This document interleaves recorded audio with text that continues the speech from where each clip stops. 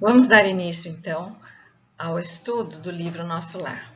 O Marco fez a apresentação inicial e hoje nós vamos ver o capítulo 1 e 2, né, dessa obra que é bem conhecida, mas nós vamos estudar num ponto de vista dos detalhes de cada capítulo.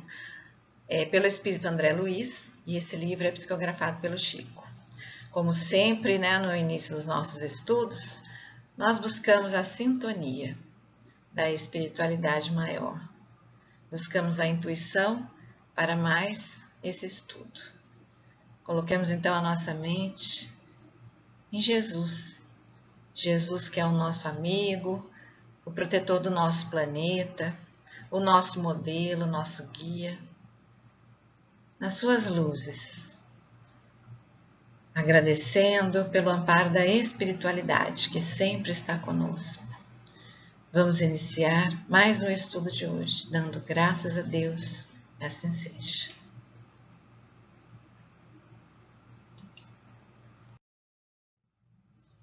Então, no capítulo 1, tem o título Nas Zonas Inferiores e o capítulo 2, que se chama Clarencio.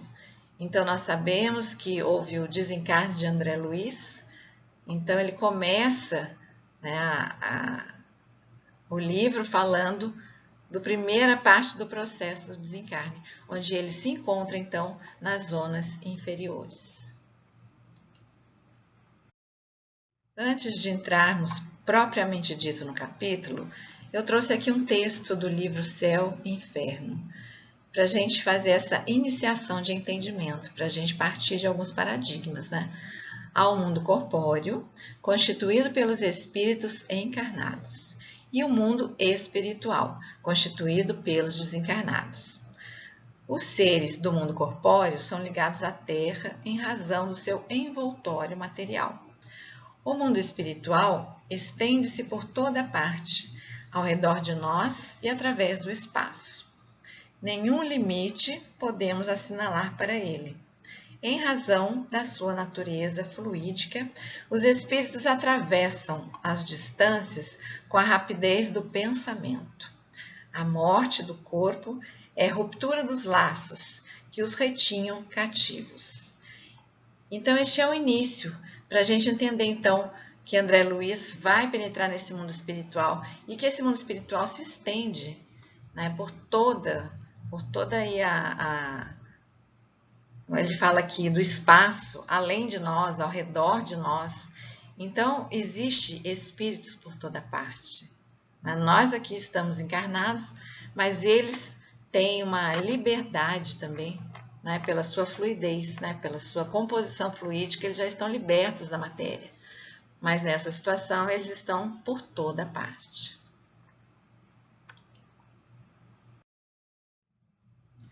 Então, neste primeiro capítulo, nas zonas inferiores, nós vamos começar falando as impressões e sensações.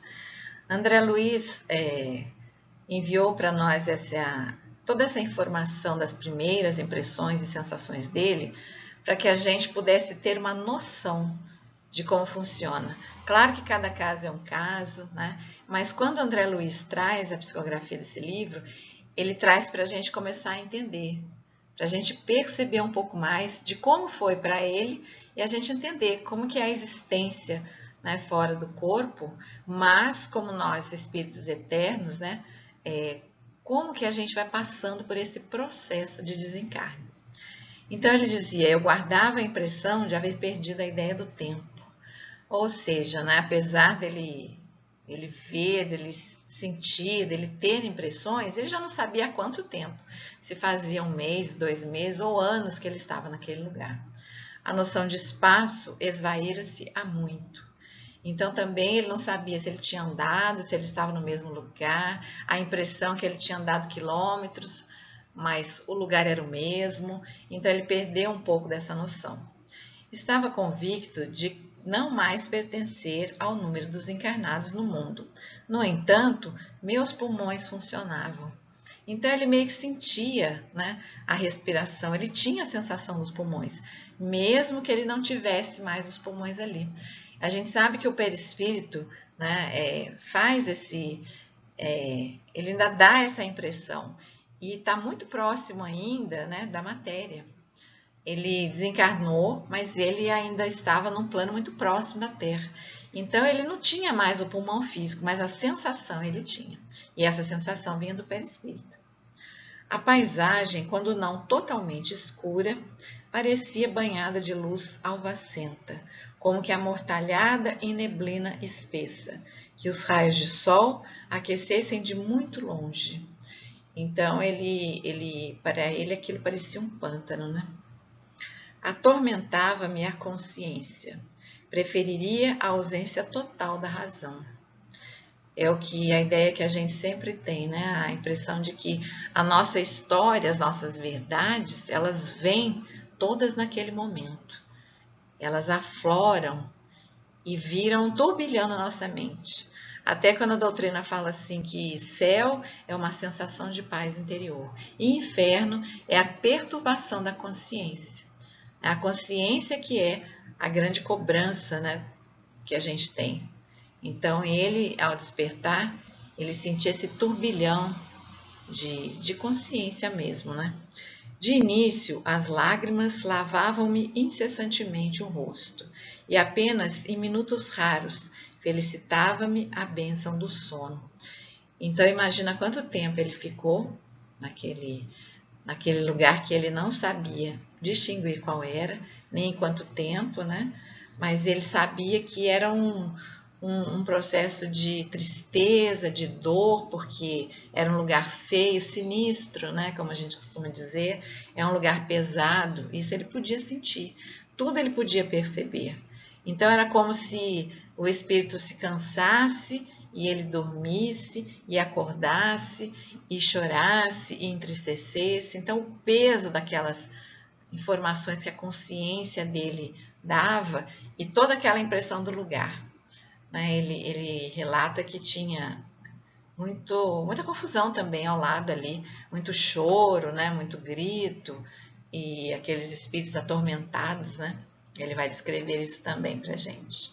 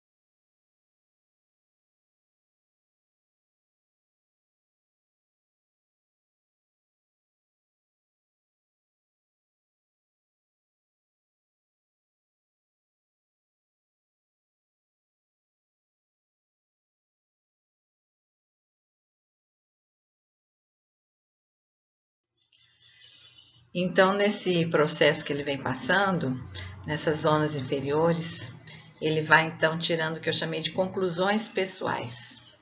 E ele vem concluindo: Osho não fora um criminoso, porém conquistara títulos universitários sem sacrifício, compartilhara os vícios da mocidade, organizara o lar, conseguira filhos, perseguira situações estáveis que garantissem a tranquilidade econômica do meu grupo familiar, mas parecia agora haver perdido tempo.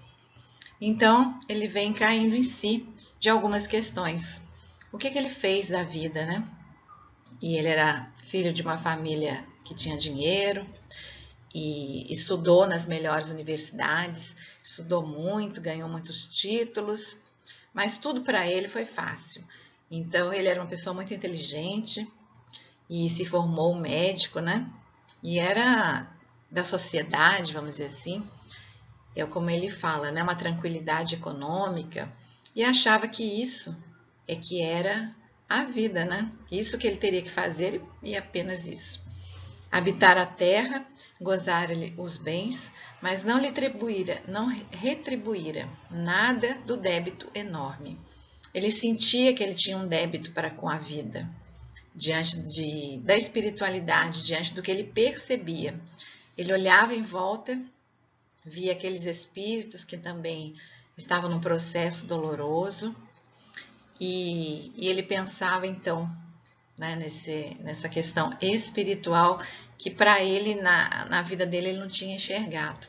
Ele tinha vivido apenas as questões materiais, tinha se desgastado na vida. Tivera paz cuja generosidade e sacrifícios por mim nunca avaliei. Naquele momento é que ele foi entender que todo o esforço que os pais fizeram, ele não teve nenhum momento de gratidão. Ele nunca foi generoso para com nem as pessoas, nem os pais. Ele não viveu nenhum tipo de caridade, fraternidade. Tivera esposa e filhos que prenderam nas teias do egoísmo destruidor. Então, viviam de acordo com as regras dele, da sociedade.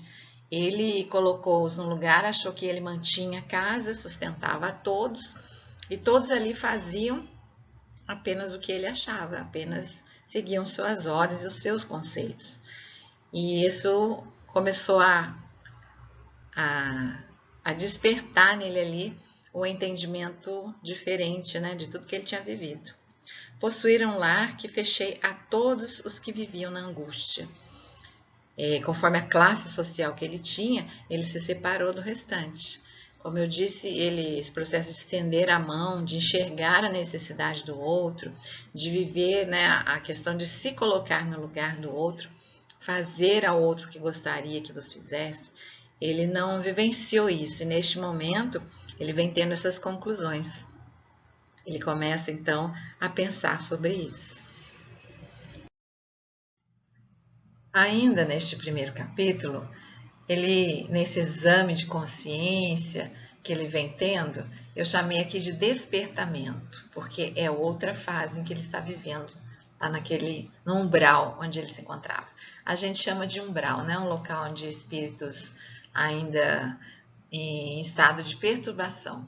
No caso dele, a gente vai ver que ele foi para esse local, né? Porque foi considerado que ele se suicidou. Então, o espírito dele ainda está sob um desassossego, sob um torpor, sob um sofrimento, um pesar muito grande. Então, essa zona é onde estão espíritos perturbados mesmo. Então, ele começa ao processo de despertamento. Vivera as alegrias da minha família, esquecido de estender a bênção divina à imensa família humana, surdo aos deveres de fraternidade. Sufocara os germes divinos que o Senhor colocara em minha alma, no desejo incontido de bem-estar.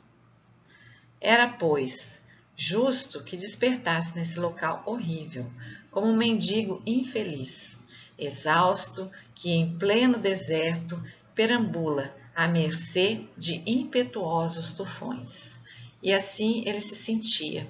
Mas quando ele vai fazendo esse exame e ele vai percebendo, né, o que ele fazia de fato na vida, e que ele não tinha essa elevação para o espírito dele estar mais leve, estar mais confortado, estar numa situação melhor, à medida que ele percebia, né, a gente chama de despertamento, porque ele foi acordando para a realidade espiritual dele. Nós aqui vamos vivendo a nossa vida e fazendo e passando por todo esse processo que ele contou aí. Então, como é importante, né, como foi importante Chico ter psicografado esse livro.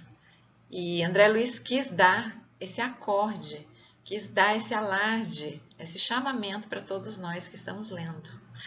E o estudo desse livro traz para a gente também, a todo momento, um despertamento nosso, né, do que nós estamos fazendo na nossa vida material e o quanto nós estamos caminhando, nos entendendo como seres espirituais. Esse despertamento dele é exatamente para essa questão. Existe sim um caminhar material no planeta em que nós nos encontramos, mas que ele deixou totalmente de lado a sua espiritualidade, a sua vida diante do Criador, o agradecer, o viver a caridade, né? A fraternidade, o distribuir, o olhar para o outro, né? O ensino do amor ao próximo, que tanto Jesus ensinou. Ele totalmente viu que ele ignorou essas questões, passou por cima e depois começou a pensar que realmente ele não teria condições de estar em outro lugar, né, diante de tudo que ele tinha vivido.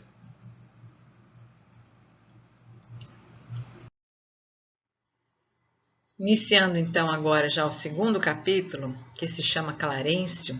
Clarencio é o nome de um orientador de uma equipe socorrista que ele vai encontrar no final do capítulo. Mas eu destaquei aqui chamando Encarando a Realidade, porque foi a hora em que ele começa, ele vai caindo as fichas dele, ele se olha de verdade, se sentindo torturado pela fome, pela sede, barba crescida, roupa rasgada. O que mais lhe apertava o coração era o abandono que sentia e a dificuldade com o assédio das forças perversas que lhe impossibilitavam as ideias e o chamavam de suicida. Eles gritavam, chamavam ele suicida e ele achava que não, né? Ele não aceitava que ele tinha se suicidado. Depois, mais para frente, ele vai entender sobre isso, né?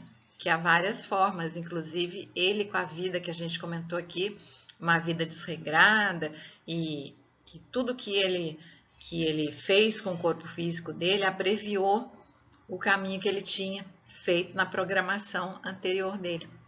Quando a gente vai reencarnar, a gente sabe, né, que faz uma programação e ele abreviou esse caminho. Por isso ele teve isso como suicídio. E ele achando que suicídio é só um momento, aquele ato num único momento de tirar a vida.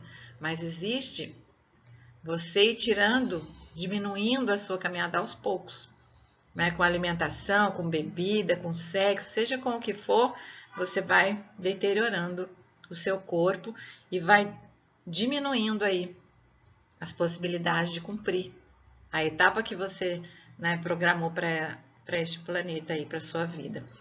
E como é interessante, ele se sentia com fome, com sede, com questões materiais.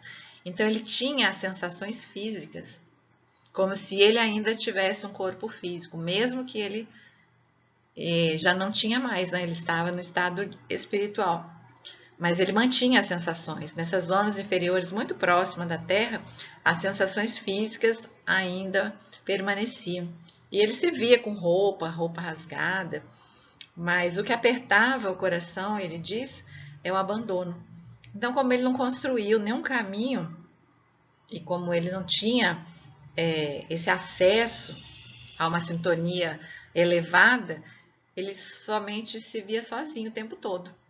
E pior, né? Se via perseguido por aqueles outros espíritos perturbados que estavam naquele local. Ele lutara pela vida e havia deixado o corpo físico contra a vontade. Podia relembrar os momentos finais do tratamento, Então ele achava que ele teve um câncer e que essa doença o matou e que ele não queria morrer. Então ele não aceitava esse nome de suicida. Foi uma outra forma de suicídio que ele cometeu. Depois, mais para frente, ele vai entender isso. Ele tinha longos períodos de desânimo. Chorava com frequência e pensava: a quem recorrer? Entendera que a cultura intelectual trazida não podia mudar em nada a realidade da vida. Percebia suas necessidades físicas e recordava o antigo pão de cada dia, vertendo copioso pranto. Então ali ele começa já, né, é um sofrimento, mas com consciência e começando a entender, sabe, o que ele tinha passado, como ele tinha vivido e qual era o estado em que ele se encontrava naquele momento. E isso era triste, porque ele não via mais vida, ele sabia que não estava mais no planeta, mas ele também não sabia onde estava, não sabia, né, o que acontecia com o corpo dele ali, desde quando, o que estava acontecendo. E ele entendia assim que a mente, toda a cultura, tudo que ele sabia, ali também não lhe valia de nada. Aí ele começou a pensar na sua casa, né, no que ele tinha, na vida que ele vivia anteriormente. Isso era para ele um despertar, encarando a realidade. E então ele passa para a fase de reconhecimento e atitude. Porque por mais que ele esteja num lugar horrível, por mais que ele tenha estado assim, num estado de alma deplorável, que ele se veja numa situação crítica, né? Ainda há que se reconhecer algumas coisas e existe sempre uma tomada de atitude. Afinal de contas, ele sentia também que havia, né, uma vida espiritual ali, né? A todo momento, ele observava o estarrecedor quadro dos seres animalescos e sofredores. À sua volta, ali naquele local onde ele estava, assim como ele, haviam muitos outros e cada um em estado pior do que o outro, nesse exercício mental todo, né, do desencarne em perturbação. Era desalentador, mas o ajudou a pensar que deveria existir um tutor da vida. A simples ideia já foi confortadora. Olha como o pai é maravilhoso, né? A ideia dele pensar que poderia então haver um Deus acima de tudo isso, que seria bom, que seria o dono de todas as vidas, que seria o dono do universo, né? Que estaria por trás de todas aquelas situações. Aquilo, só dele ter esse pensamento, ele já começou a ganhar, aquele brilho que tinha dentro dele já começou a pulsar de forma diferente. Sem nunca gostar das religiões, se surpreende, sentindo a necessidade de conforto espiritual e de atitude renovadora. Viu como imprescindível acabar com o amor próprio a que se consagrara orgulhoso. Então, ele devia ter tido uma vivência, né, de ateu, né, que não acreditava em Deus, além de não viver a espiritualidade, e esse orgulho arraigado, né, dele se achar poderoso por ser médico, por ter diplomas, por ter dinheiro. Quando as energias lhe faltaram de todo e se sentiu colado ao lodo da terra, sem forças para reerguer-se, pediu ao Supremo Autor da natureza que lhe estendesse mãos paternais em tão amargurada emergência. Então ele viu que, como a gente comenta também no Espiritismo, a gente reconhece Deus, não precisa nem afirmar que ele existe, basta olhar a natureza. Então ele, daquela forma, ele sabia que a natureza tinha criações divinas, né? O céu, o sol, o mar, a natureza como um todo. Então ele se lembrou da natureza e aí ele se lembrou de pedir e de fazer algum tipo de oração, de colocar o seu pensamento nesse ser espiritual, de poder infinito. Então vem aquele momento que eu chamei aqui de súplica sincera, que é aquele momento que realmente é quando a nossa oração surte efeito. Porque não basta, aqui ele ensina também, né, a questão da oração.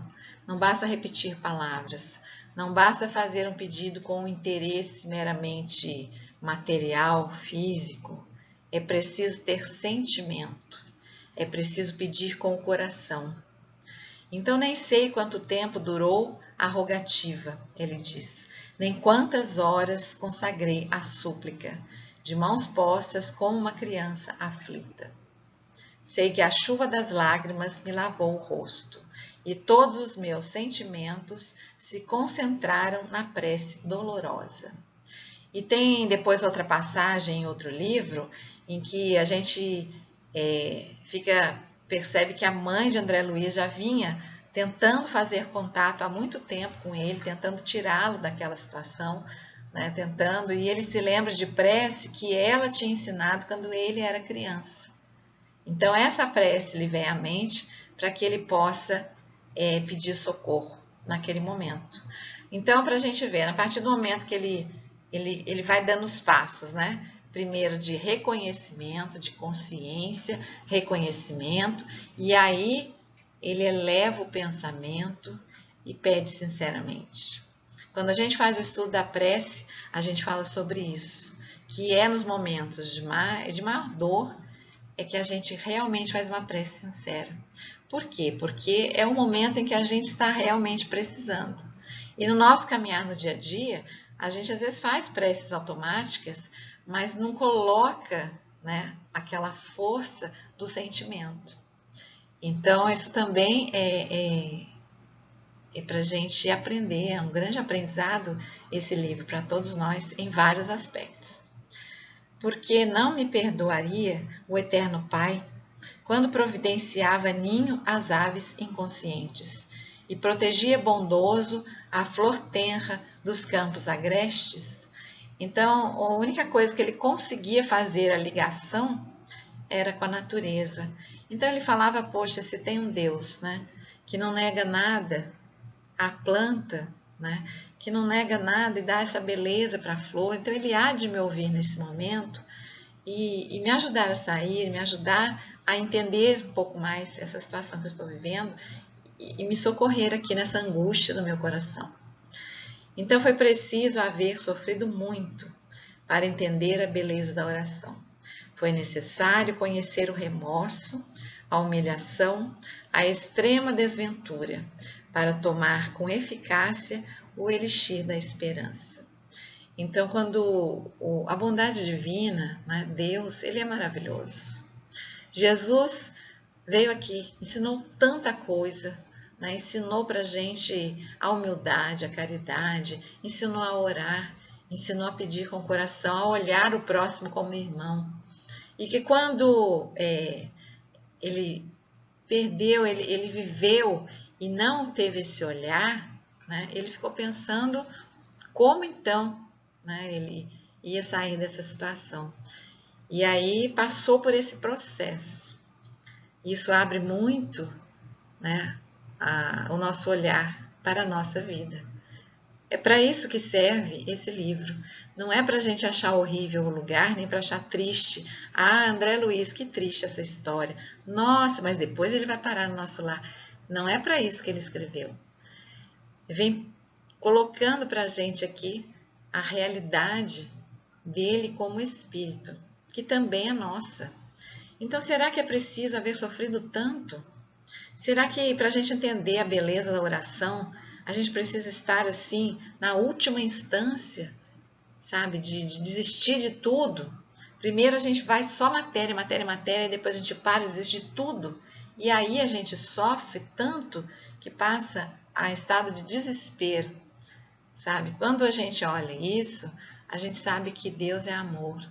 Ele quer que todos nós sejamos felizes. E Ele nos dá as regras, Ele nos fala como, né, seguir as leis divinas e ser feliz. André Luiz vem mostrando com a sua história e que ele vai passando a vivência dele, mostrando que muitas vezes esse é o nosso caminho. Né? Para a gente ter esse olhar de que se a gente não quer passar por uma vivência de sofrimento extremo para poder enxergar o valor da oração, que a gente pode olhar para esse livro aqui e ganhar um pouco mais de aprendizado diante de tudo isso que ele coloca para a gente. Esse é o elixir da esperança, na verdade, que a doutrina traz para a gente, para nos colocar no trilho. Porque no nosso mundo de provas e expiações, na nossa vivência, rápido e fácil a gente pula fora do trilho. Aí a gente lê uma literatura dessa, né, esse texto que ele coloca aí, e a gente de volta abre o nosso coração e pensa nesse elixir da esperança. E pensa na oração como uma bênção e como é importante que ela seja sincera.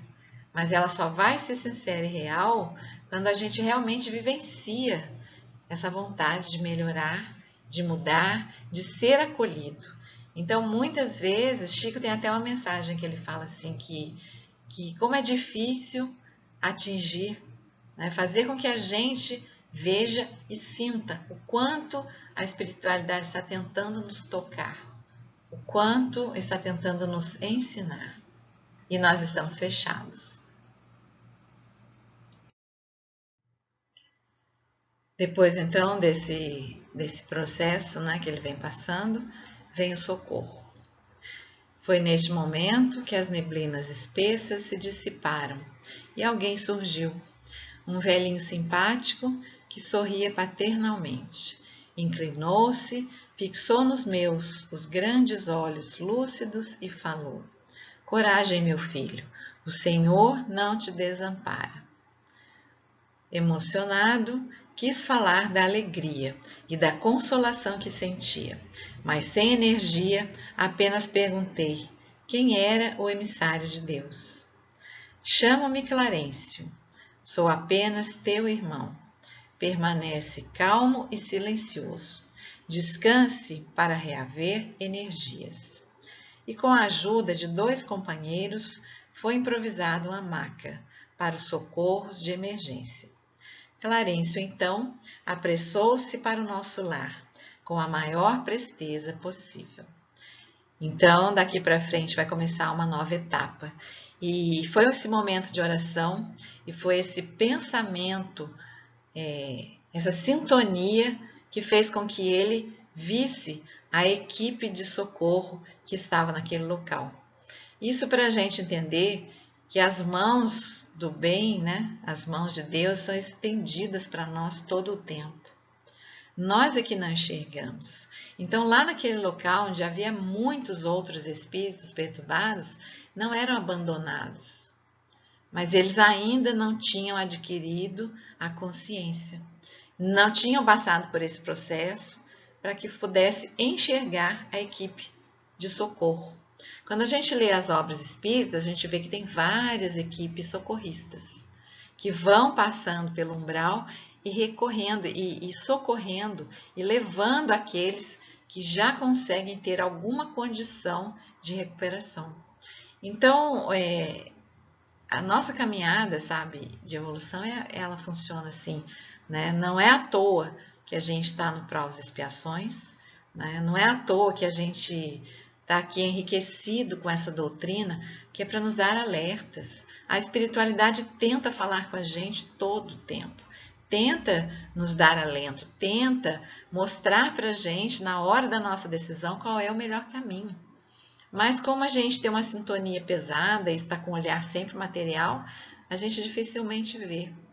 Quando André Luiz traz a mensagem desse livro, e a gente vai caminhar para essa história linda, né? A gente vai ver que tem esse contexto de aprendizado para todos nós. Então, essa frase que ele fala, coragem, meu filho, o Senhor não te desampara, isso funciona para todos, para todos. Só que a gente precisa estar cada vez mais de acordo com as leis divinas, caminhar no esforço, né, que fala sempre para a gente na doutrina, e entender que isso aqui é mais que uma história. Este é mais que um livro. Ele é um ensinamento para todos nós. E ali tem uma mensagem tão bonita que ele diz para a gente no final do capítulo, que é como um grande alerta. Amigos da terra, quantos de vós podereis evitar o caminho da amargura com o preparo dos campos interiores do coração? Acendei vossas luzes antes de atravessar a grande sombra. Buscai a verdade antes que a verdade vos surpreenda. Suai agora para não chorardes depois. Então essa mensagem, André Luiz, é perfeito com aquilo tudo que a gente veio comentando nesses 2 primeiros capítulos. São alertas. Não é apenas uma história, é muito mais que isso. É uma mensagem espiritual para nós que também somos espíritos em evolução, estamos no caminho e muitas vezes achamos que essa parte, nesse planeta, essa parte da nossa vida é uma grande sombra. E nós temos dias que nós estamos para baixo, que a gente não se sente bem, mas é com essa mensagem que a gente precisa caminhar e entender que viver é muito mais do que a parte material, é muito mais do que a gente pensa. E que na hora em que a gente estiver passando por essa situação, precisamos do exame de consciência, precisamos passar, né, pela oração e buscar a sintonia. Então, é com essa mensagem, né, com essa sintonia que a gente vai agora encerrar os nossos estudos de hoje, fazendo a nossa prece. A gente se concentra com essas palavras tão lindas de André Luiz, que nos dá esse alerta, essa inspiração, coloca para a gente a certeza da oportunidade, a certeza de uma caminhada eterna, mas com uma luz e com a sintonia no bem que vai nos guiar todo o tempo. Que não percamos tempo, que não desperdiçamos essa grande oportunidade de vida. Agradecendo por essa oportunidade do estudo, pelas palavras, pelo André Luiz, pela essa mediunidade de Chico que trouxe para a gente a mensagem tão bela para a tarde de hoje. Encerramos o nosso estudo, dando graças a Deus, assim seja. Então, o livro vai continuar e até o próximo capítulo.